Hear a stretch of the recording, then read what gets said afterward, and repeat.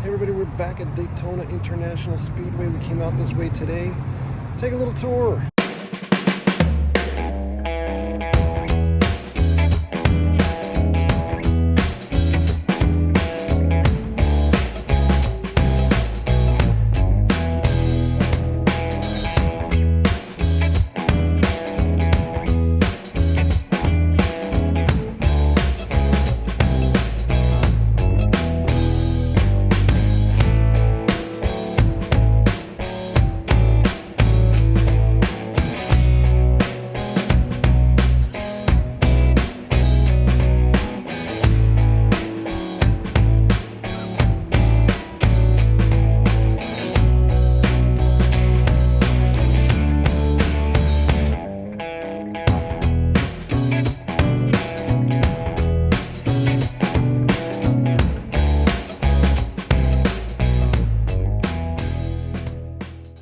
Now, we've done different versions of this tour in the past, but I think the last time we did the tour on the track was probably like a good 5 years or so ago, so we figured we'd update everything.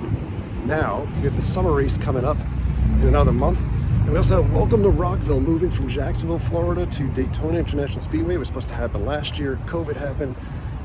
It's happening this year. Metallica, 9 Inch Nails, Disturbed, headlining the event. We've gone almost every year, and we'll be here to see it this year. All right, our tour is going to start at the Motorsports Hall of Fame of America.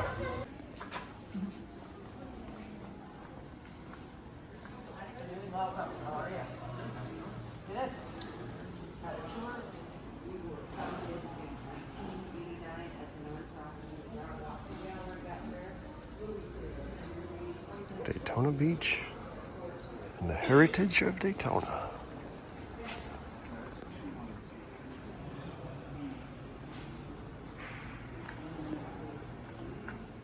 In 1935, they were going 276 miles an hour. And this slab of road is actually a remnant from the original highway A1A. And here's the original race area. Sports cars.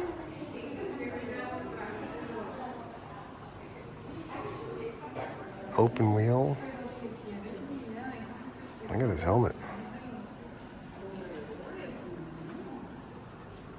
And of course it's Daytona, so power boats too.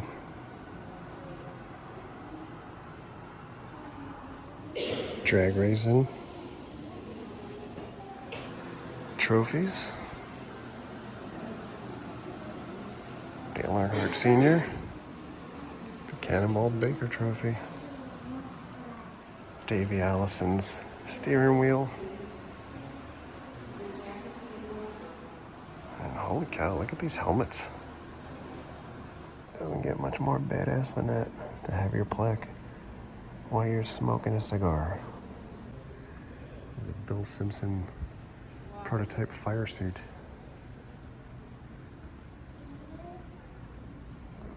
I turn the corner and I see this. What the heck? Oh my God. It's an Eddie Van Halen Frankenstein. Newer model. And then a 2000 Porsche 911 GT3R. What? Van Halen, greatest band of all time.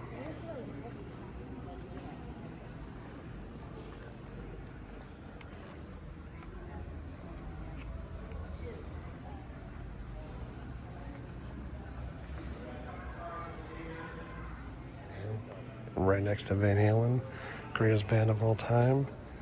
It's my favorite driver of all time. The King, Richard Petty. Soak it in. I love the blue wheels too. 1972. And up and across from these beauties, Dale Earnhardt Sr., Scott Dixon's Honda 2008 Indy 500 winner, Kenny Bernstein's NHRA championship car. And lots of stuff up in the air.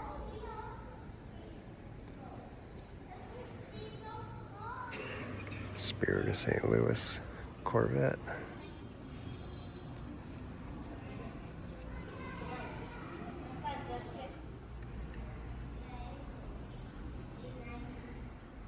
Open wheel.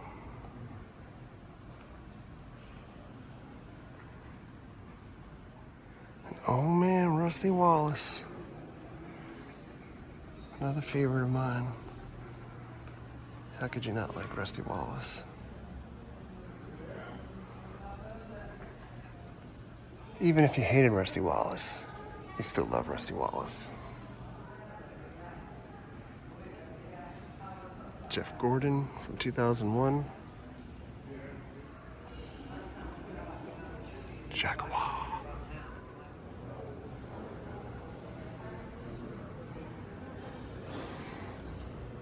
There's some stuff that's closed off. Look at these plaques. So next to Harvey Firestone, Pop Dryer with the pipe in his mouth. I love it. Oh my God. You can take a picture inside Denny Hamlin's car. Dale Jarrett. This fine gentleman took my picture. He was very nice. He said he normally doesn't do it. I'm here solo. The GOAT. Jimmy. 6-time champion. Oh my goodness. Soak it in.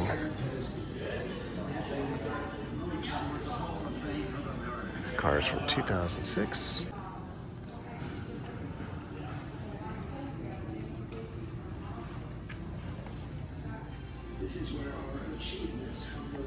Well,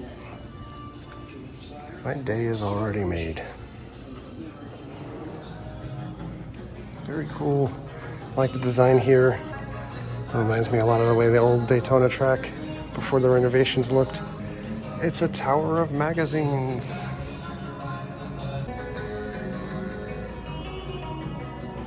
You got this huge movie theater here too, getting a little bit of a history of Daytona.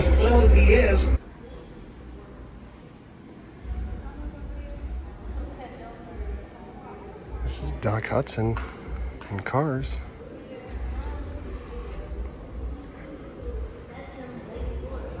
This is Michael McDowell's winning car from this year's Daytona 500. All the grime and grit still in the car.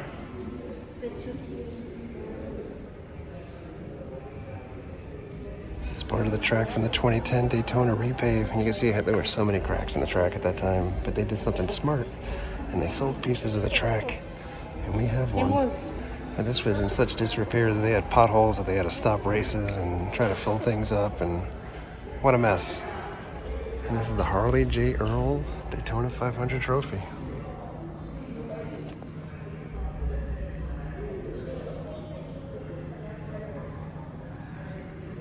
All right, I think we've seen the highlights, and now of course we exit through the gift store. I love these shirts. All right. Okay, again, my name is Lou, and I want to welcome you to the Daytona International Speedway, the World Center Racing, the home of that great American race, the Daytona 500.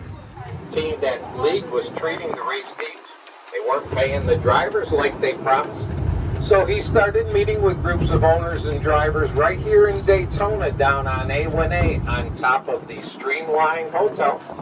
That hotel is still there today. It's all been reconditioned, but it still has a rooftop lounge where you can go up on top of the roof, sit, have a drink, look at the ocean, and you'd be sitting right where Mr. France and those people came up with a set of rules. They voted those rules into law come December of 19 1948. They created a new racing league.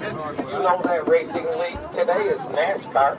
That's where NASCAR was born. Our infield again is called the Going fastest, through turn one most tunnel. exciting 180 acres in racing. So here we go.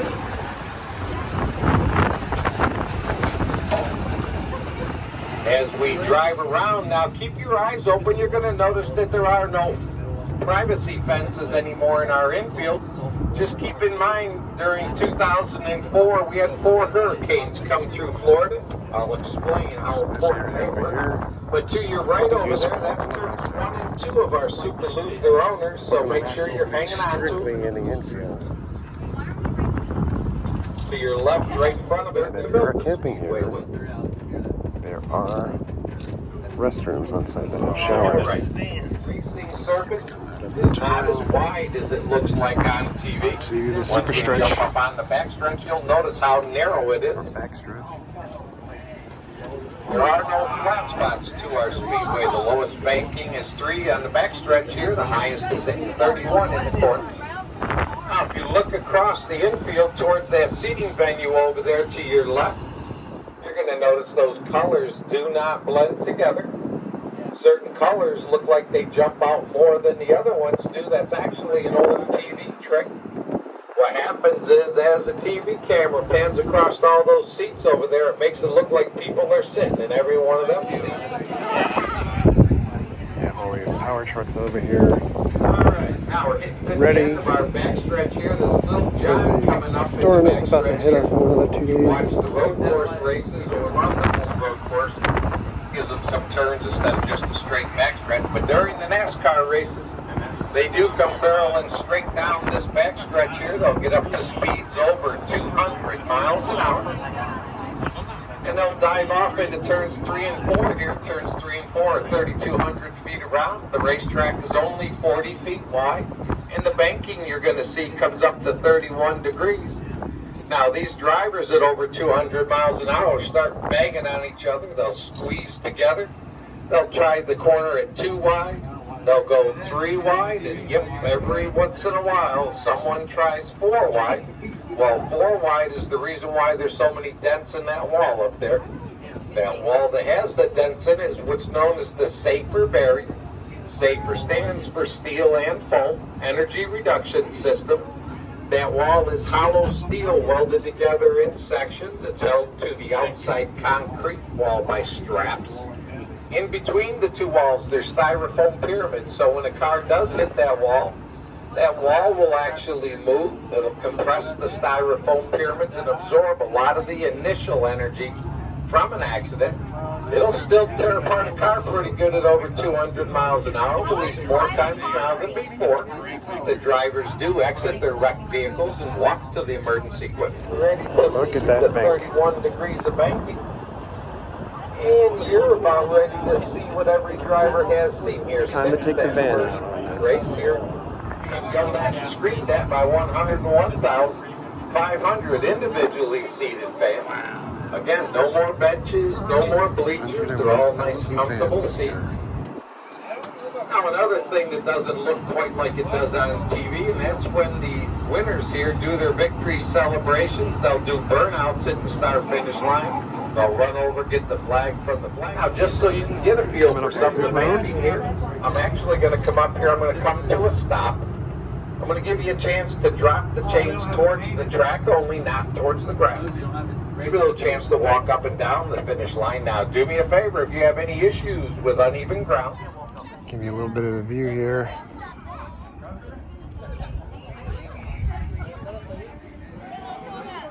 Start finish line.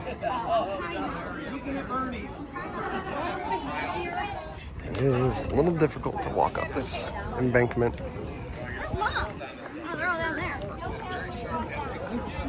For those that don't know, the start finish line goes all the way up and through the top layers and out to the parking lot and across the street. Here's a closer look at that safer barrier.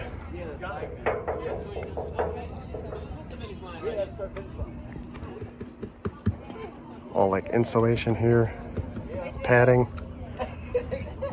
Look out to the right-hand side here. You're going to see the pit stalls. They're not very big. The numbers on the wall let you know where they are and what it is. Pit road speed here is 55 miles an hour. So imagine driving down the highway at 55 miles an hour. Somebody holds a sign out there said pit. So you slide, lock up your brakes and slide into your little pit stall there. The guys will jump off the wall, run around to one side of the car, jack it up, give you 2 tires and a can of fuel, drop you off the jack. They run around to the other side, jack you back up again, give you another 2 tires, another can of fuel, drop you off the jack, and away you go. That whole process gives you 4 tires, 22 gallons of fuel, and it only takes anywhere from 12.5 to 14 seconds. Old Victory Lane, pre-2004 was over here. Totally different. Victory Lane after 2004 is over here. Well, we're going to cut through these blue zones, Sunoco Fueling Station, Racing Fuel Up NASCAR. It also has a Goodyear tire building where Goodyear sets up mounting that's going on here in our infield, because again, there are no more Welcome to Rockville. We want to make sure the fan gets to see everything, get right to the track right there. You can see the drivers working hard inside the cars as they're trying to make that turn. You can smell the tires, brakes heating up. You can even hear a little driver training. We're going to pop in this fan zone here. What I'm going to do is come all the way down towards the end of it by the bistro down here. I'll come to a stop. You can drop the chains to the right, gather right next to the tram for a minute. I'll explain a little bit about this fan zone, then we're going to go make that extra stop I talked about. Going through the fan zone into the garage area.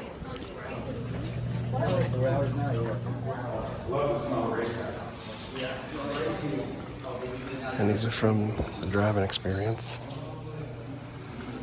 So you can either do a ride along with these, or pay more and drive yourself.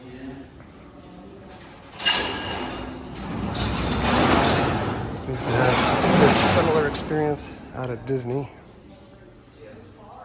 Kurt Busch.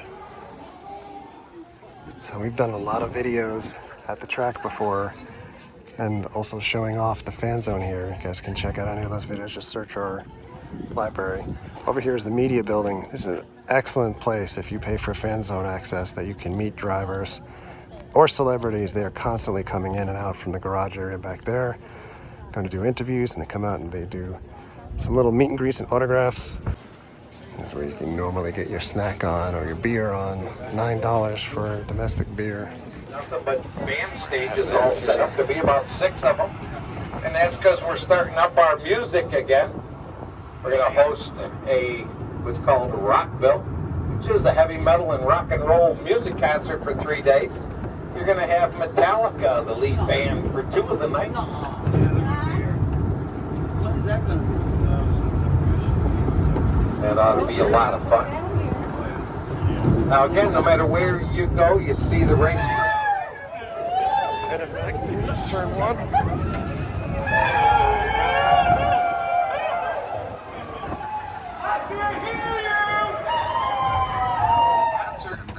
And the sponsor greets our guests. They decorate their entrance. Each of the entrances have elevators and escalators.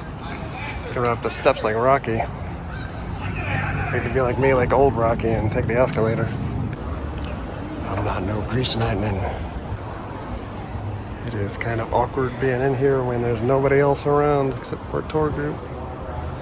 The tour guide mentioned Daytona Rising. It's been a long time since I've heard that. I forgot all about that term, but they did some substantial upgrades here over the last 20 years when we've been coming. Here's the view from the seats.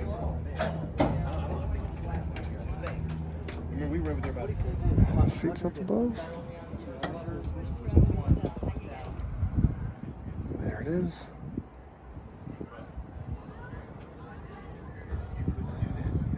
Alright, I think this is just about wrapping up our tour. Alright, that's going to do it for our tour. Daytona International Speedway. Right, Dale?